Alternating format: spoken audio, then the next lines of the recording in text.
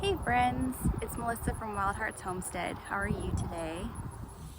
I get asked a lot, how do you do it? How do you do all of this with 2 kids and work a job and all the other things you have to do?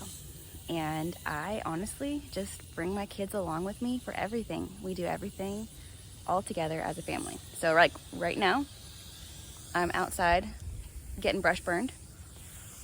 Ellie is manning the hose just in case. You always need to have some water just in case you're playing with fire.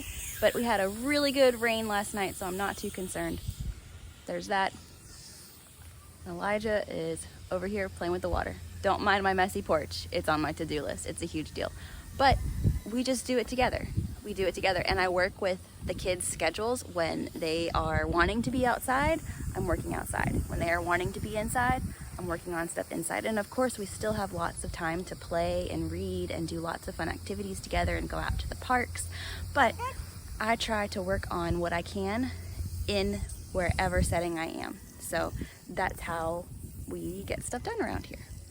So even if you don't see my kids all the time in my videos, you can pretty much assume they're there with me almost all the time. Or they're on the baby monitor because they're taking a nap. We mow together. We clean together.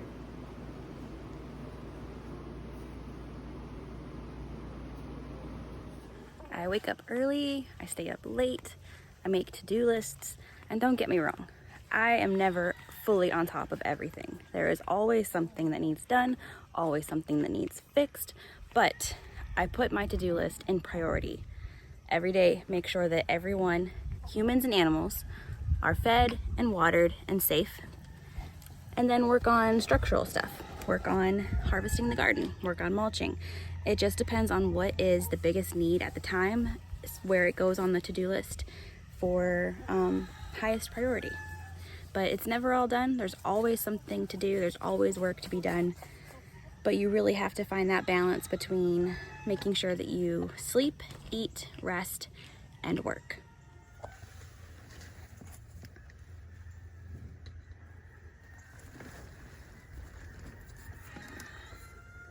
Look at this. I think this one's a double yoker. That's for my Wyandotte. It's huge. This means a lot of times I'm not doing what I want to do. I'm sacrificing the things that I want to do to be able to have my children participate with me. And a lot of this is based on the family values that I want to instill in my family. And on top of that list is connectedness. I want us to be connected to each other, not connected to screens. So if the kids want to listen to music, that means I don't get to listen to the podcast I want to because we're doing it together. I don't get to watch the show that I want because we're watching their show with them together. So if we're using technology, we're using it as a connecting device, not a separating device. But in an effort to have us be connected as a family, I'm willing to make those sacrifices. Some people may say, but you don't ever get a break from your kids. And in one sense, that's true. I don't necessarily have like weekends away or like large amounts of time away from my children, but I don't really feel this pressure to be separated from my kids. I really love being a mom. I love being with my children.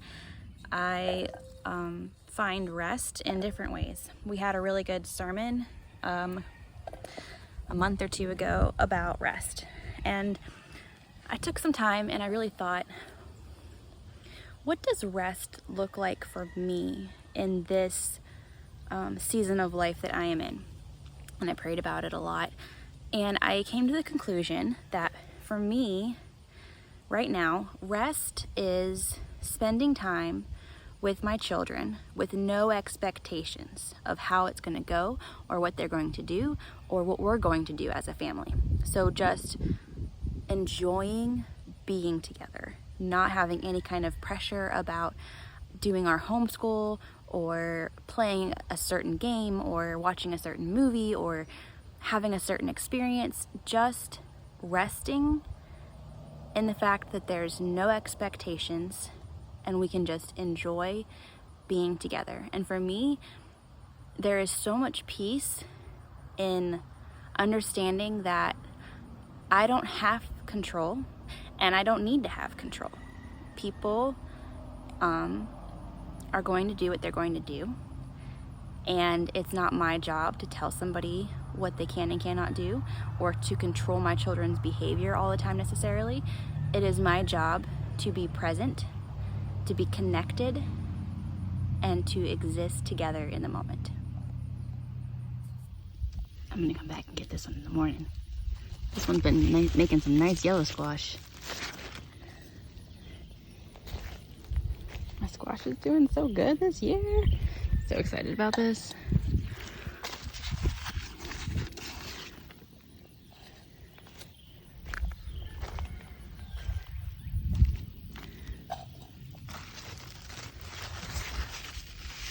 I don't see any more fruit. Oh, look.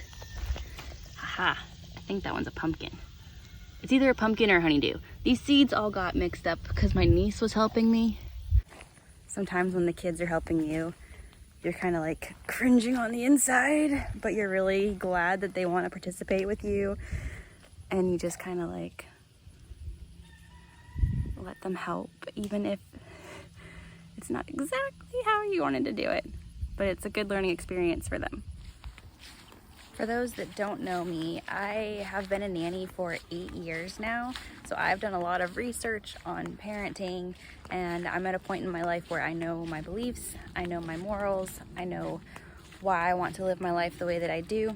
And I really believe that it is important for us to involve our kids in everyday life, in doing the chores, in washing the dishes, and showing them by our example how we regulate our emotions, how we interact with digital devices, how we interact with other people.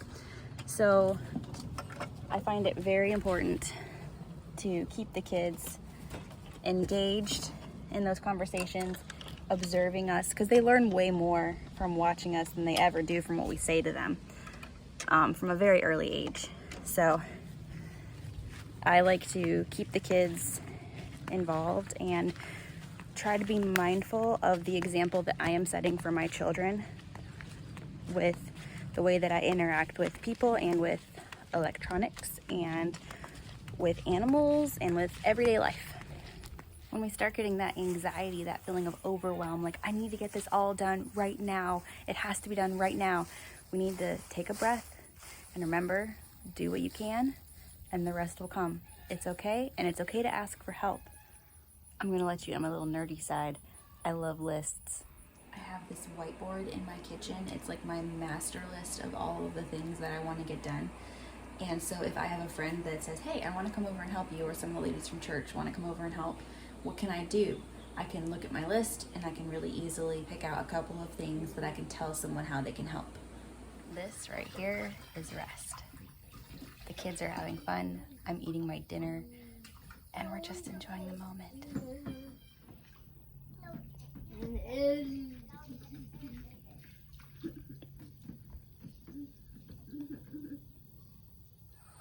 Well, anyways, thanks for hanging out with me today and chatting and letting me go on a little bit of a rant. I hope that helps you as you're trying to get your kids involved and trying to get all of the things done you need to get done with little kids wrapped around your ankles. So until next time, bye.